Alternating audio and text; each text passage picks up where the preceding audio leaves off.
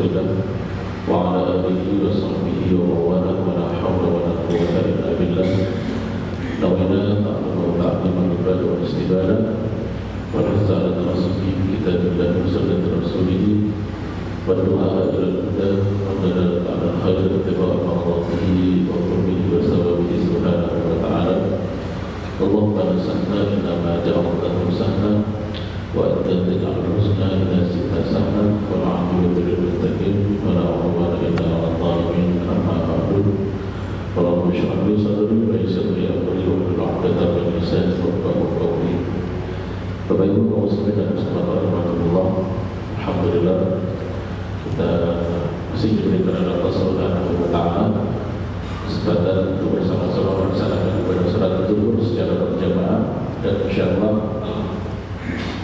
akan dilanjutkan dengan kajian sirah yang pada pertemuan kali ini akan kita mulai dengan pembahasan khalifah tsaniyah, khalifah kedua, yaitu Sayyidina Umar bin Khattab radhiyallahu anhu. Bapak Ibu kaum muslimin dan muslimat rahimakumullah, pada dua pertemuan yang lalu kita telah selesai tuntas membahas tentang khalifah pertama, yaitu Sayyidina Abu Bakar As-Siddiq radhiyallahu anhu, mulai dari lahirnya sampai wafatnya, dan kita mendapatkan bahwasanya secara kehidupan Sayyidina Abu Bakar As-Siddiq radhiyallahu anhu adalah tipikal dari manusia-manusia kelas atas yang mereka ini kehidupannya lurus dan tidak terlalu banyak hal-hal yang mungkin dianggap melenceng daripada kebiasaan-kebiasaan daripada orang-orang yang baik. Kita tahu bahwasanya Abu Bakar As-Siddiq adalah sosok yang langka, di mana di masa itu beliau adalah seseorang yang meskipun mayoritas daripada penduduk Makkah adalah penyembah berhala, Abu Bakar tidak menyukai penyembahan terhadap berhala. Bahkan di masyarakat yang terbiasa mengkonsumsi minuman keras, Abu Bakar adalah sedikit dari manusia yang hidup di saat itu yang tidak sudi untuk mengkonsumsi minuman keras. Hidupnya lurus tanpa ada hal-hal yang mengotori daripada sirahnya. Nah, yang menarik, hal ini bertolak belakang dengan khalifah kedua, yaitu Sayyidina Umar bin Khattab radhiyallahu anhu. Kalau kita melihat Sayyidina Abu Bakar As-Siddiq dari sisi latar belakangnya adalah orang yang bisa dalam tanda kutip disebut anak baik, maka Umar bin Khattab seorang yang benar-benar mengikuti arus. Apa yang dilakukan oleh kaumnya, maka itu pula yang dilakukan oleh Umar bin Khattab. Kebiasaan-kebiasaan Umar di masa kecilnya itu tercermin daripada perilaku yang dilakukan oleh kaumnya pada saat itu. Umar bin Khattab radhiyallahu anhu sangat terkenal di kalangan masyarakat Quraisy di kota Mekah pada umumnya, dikarenakan beliau adalah salah satu sosok dari seorang jagoan yang terbiasa menaklukkan kerasnya pasar bekas. Jadi di masa itu biasanya setiap tahun mereka akan berkumpul di Mekah, tepatnya di lokasi yang Mugas, dan di mana di situ dibuat semacam pasar malam, dibuat semacam festival, dan orang-orang yang berasal dari luar kota Mekah maupun yang berada di dalam Mekah berbondong-bondong dalam waktu satu pekan membanjiri lokasi tersebut. Di sana segala macam jualan ada disiapkan. Di sana segala macam hiburan tersedia.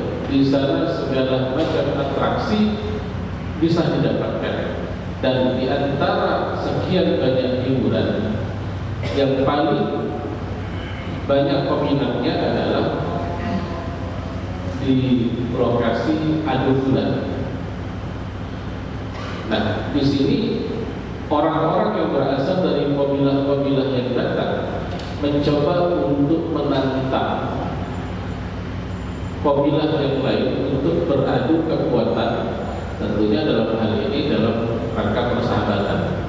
Mereka ingin menunjukkan, membuktikan siapa di antara penduduk ataupun kabilah-kabilah Arab yang datang dan berkumpul di pasar Okas pada tahun tersebut, siapa yang terkuat di antara mereka. Dan tentu kita bisa menebak di antara mereka yang hobi sekali berbulan itu adalah Sayyidina Umar bin Khattab radhiyallahu anhu. Kalau kita lihat, ternyata kebiasaan berbulan itu adalah kebiasaan lama yang dilakoni oleh penduduk Arab. Kita ingat ketika Rasulullah ditantang oleh seorang pemuda yang mencoba untuk mengalahkan Rasulullah dengan beradu bisi. Dan penantang ini bukan sembarangan orang. Seorang penantang yang catatan karirnya dipenuhi dengan kemenangan, zero kekalahan, tidak pernah kalah. Terkenal dengan kekuatannya, terkenal dengan kehebatannya. Nantang Rasulullah dari sisi kekuatan fisik, karena yang lain nantang dari sisi kekuatan akal ternyata kalah, kekuatan hujah ternyata kalah. Maka ia mencoba untuk mengalihkannya dengan menantang Rasulullah melalui kekuatan fisik. Maka Rasulullah kemudian memenuhi tantangan tersebut. Orang yang dalam tanda kutip, Rasulullah bukanlah seorang yang suka berbulan, tapi Rasulullah mengerti cara berbulan. Maka ketika hal tersebut terjadi, ternyata Rasulullah mampu dengan mudah mengalahkan pegulat tersebut. Bukan satu kali, bukan dua kali, tapi 3 kekalahan beruntun dalam satu waktu. Itu menunjukkan bagaimana fisik Rasulullah SAW yang sangat kuat sekali. Nah, Umar bin Khattab ini termasuk orang yang menyukai olahraga bulan. Di samping itu, Umar ini juga sangat mengikuti dan menikmati kebiasaan yang lain dari bangsa Quraisy, bangsa kota Mekah pada saat itu, yaitu mengkonsumsi miras, mengkonsumsi khamr. Dia sangat hobi sekali, bahkan hari-harinya tidak pernah lepas daripada khamr. Begitu juga Umar ini terkenal di kalangan wanita dikarenakan kekuatan dan ketampanan parasnya, sehingga Umar itu juga memiliki kebiasaan mendekati kaum hawa. Kalau kita lihat, ternyata banyak sekali sisi-sisi yang bertentangan dengan khalifah pertama. Kalau khalifah pertama Abu Bakar As-Siddiq itu dipenuhi dengan hal-hal yang baik, maka Umar bin Khattab ini dipenuhi dengan tantangan-tantangan dan kebiasaan-kebiasaan yang lumrah terjadi di masa tersebut di kalangan bangsa Quraisy. Nah, namun di sisi lain, Umar bin Khattab ini yang menarik, ternyata seseorang yang dididik oleh Khattab, dan Khattab ini ayahnya. Khattab ini diceritakan oleh Umar bin Khattab adalah seseorang yang sangat keras dalam mendidik anak-anaknya.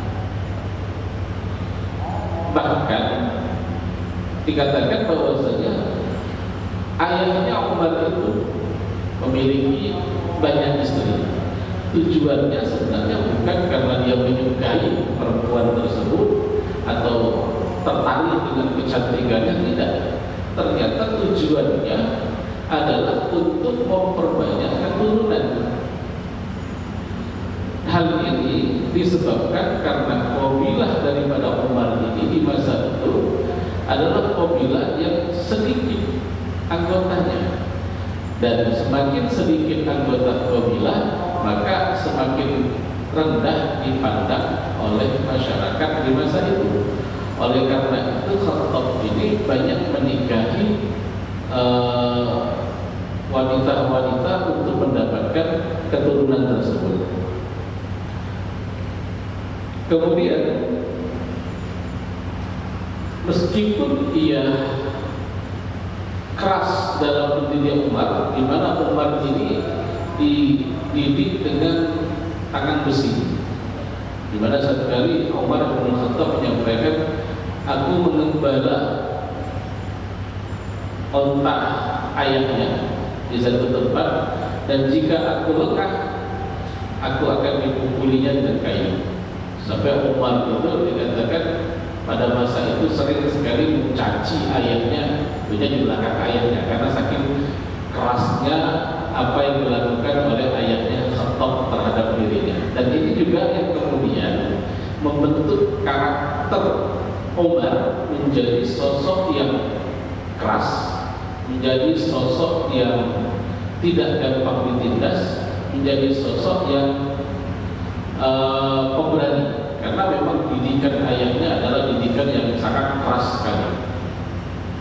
Nah, meskipun begitu, Khattab ini ternyata memberikan kesempatan untuk Umar melakukan hal yang jarang dilakukan oleh penduduk Mekah pada masa itu, yaitu memberikan pembelajaran ataupun mengajari Umar baca tulis.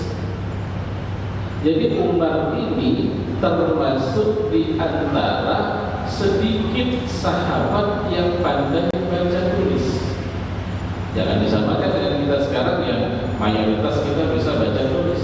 Di masa Rasulullah berdakwah, dikatakan dari sekian banyak sahabat Nabi itu cuma ada 18 yang bisa baca tulis. Bahkan ada yang katakan cuma 16 dari ratusan dan ribuan. Dan di antaranya adalah Umar bin Khattab radhiyallahu anhu. Dan yang menarik, hal inilah yang membuat kemudian Umar itu punya kebiasaan kalau dia dikirim berdagang sama orang tuanya. Jadi Umar itu juga seorang pedagang ke Syam, kemudian ke Yaman, kemudian bahkan ke tempat-tempat lain. Yang dilakukannya pertama kali adalah menemui orang-orang yang dianggap berpengetahuan, sharing dengan mereka, bercerita, menimba ilmu, menimba pengalaman dari orang-orang tersebut, sehingga seakan-akan dagang itu cuma sampingan, tapi tujuan utamanya adalah untuk mencari ilmu pengetahuan. Dan inilah yang kemudian membuat meskipun Umar itu memiliki pengalaman berdagang, tapi tidak kaya-kaya, karena bagi dia ya yang penting itu ilmu, dagang itu cuma sampingan. Maka dibandingkan teman-temannya yang lain yang berdagang bersama dia, Umar itu tidak kaya. Maka ketika Umar mengumpulkan setengah hartanya untuk diberikan kepada Rasulullah dalam upaya untuk menyaingi Abu Bakar yang memberikan keseluruhan hartanya, mungkin sebagian orang menganggap kenapa Umar itu memberikan hanya sedikit atau setengah hartanya.